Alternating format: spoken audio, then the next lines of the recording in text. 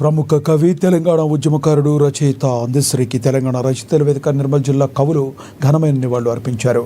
అందశ్రీ మరణం సాహితీ లోకానికి తీరని లోటని, వారి ఆత్మ శాంతించాలని కుటుంబ సభ్యులకు ప్రగాఢ సానుభూతి తెలిపారు.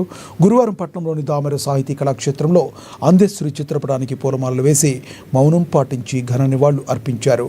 అందశ్రీ నిరుపేదగా జన్మించి అవమానాలను ఎదుర్కొని కన్నీటి హృదయంలో దాచుకొని అక్షరాన్ని ఆయుధంగా చేసుకొని జీవించిన గొప్ప రచయిత అని కొనియాడారు. తెలంగాణ ఉద్యమంలో తమ పాటల ద్వారా ఉద్యమాన్ని ఉర్రూతొలగించిన రచయిత అని గుర్తు చేసుకున్నారు. జయ జయ హే తెలంగాణ, జననీ జయకేతనం అని రాష్ట్ర గీతాన్ని రాసి చరిత్రలో నిలిచిపోయారన్నారు. అందశ్రీ గారి గురించి అందరూ చాలా విషయాలు చెప్పారు.